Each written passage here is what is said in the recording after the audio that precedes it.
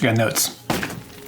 Okay, so I have been absolutely stress testing this version 3 of the Paperlike screen protector for a month.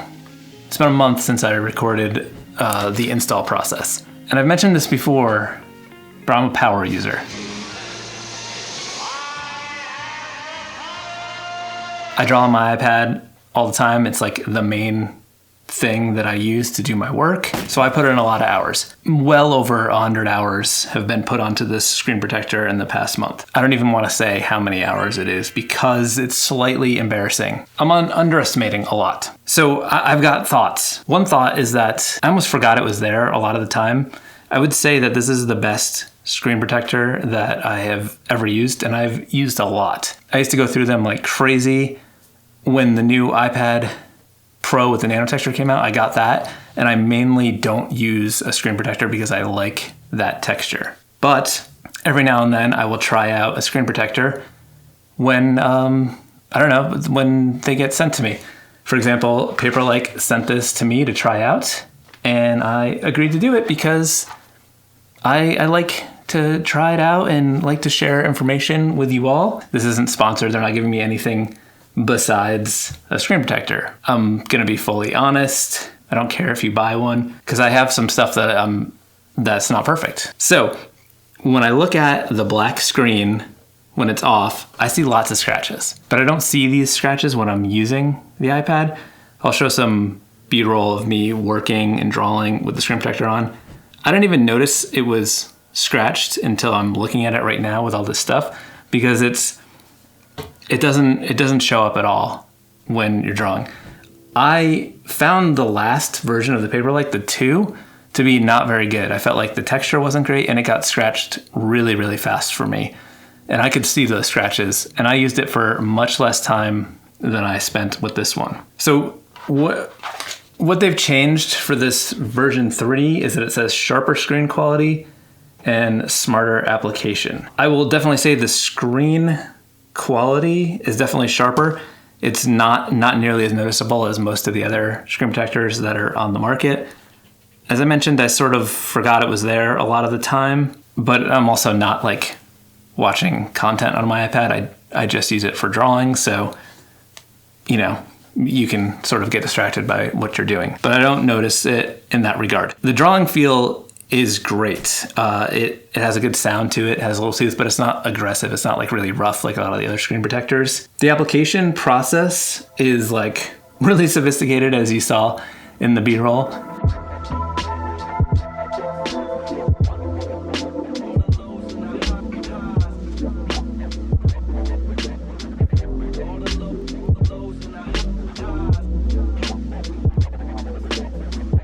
I still managed to get a piece of dust on here, and I don't know how I did it, but it's just one little piece, and I sort of forget it's there. But it's just this one tiny little thing. Everything else is perfect.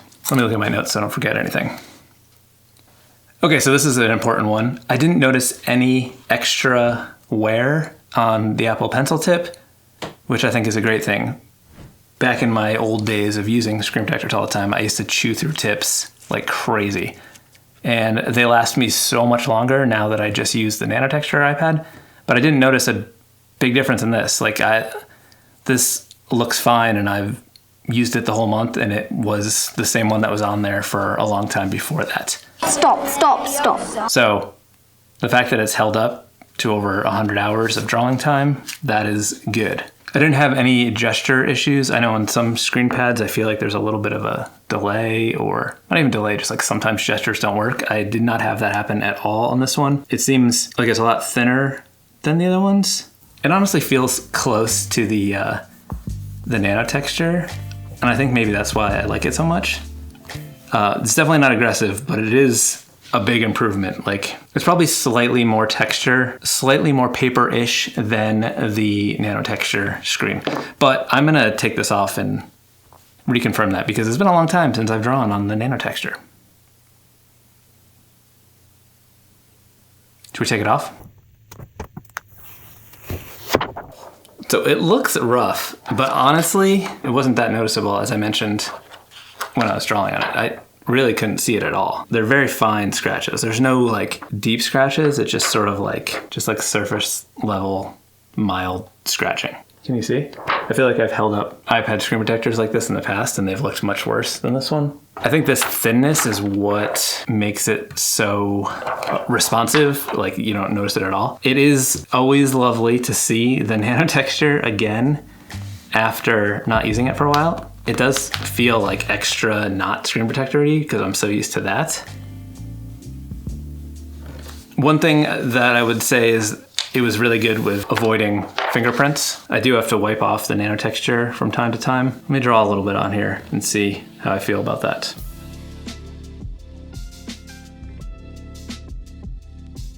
All right, I'm gonna be fully honest, like I always am. I'm a big fan of the nanotexture iPad.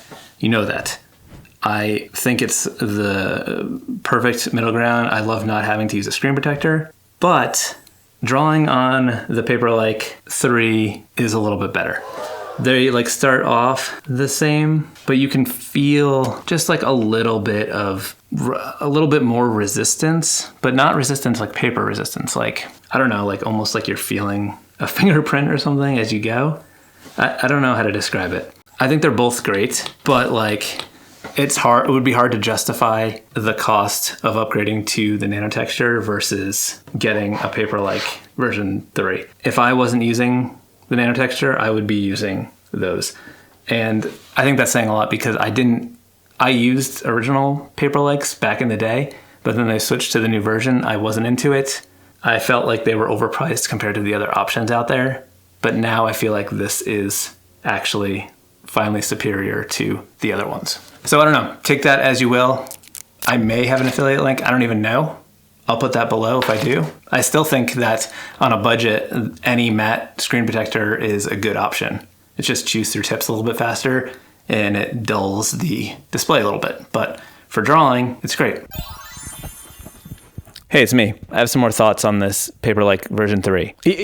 Let me iterate again.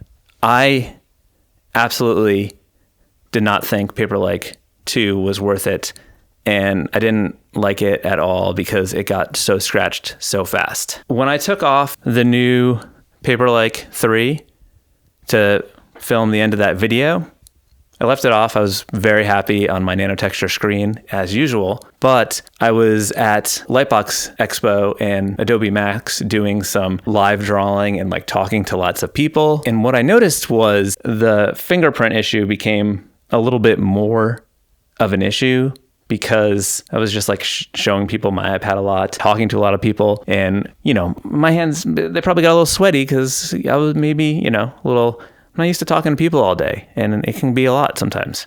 And it was a little hot in there. It was in LA. So it was just tons of fingerprints. And I got back to my hotel room and I happened to have the other Paperlike 3 with me. I don't even know why I brought it, but I put it on there. It's honestly, I don't know, 80% of the nanotexture experience minus any fingerprint issues for a lot less money. You know, it holds up pretty well. Way better than the last one. So listen, I just wanted to give you some more honest feedback. Okay, good talk. Thank you. Bye. Bye. Hey, okay, bye. We're getting blurry. Hey, bye.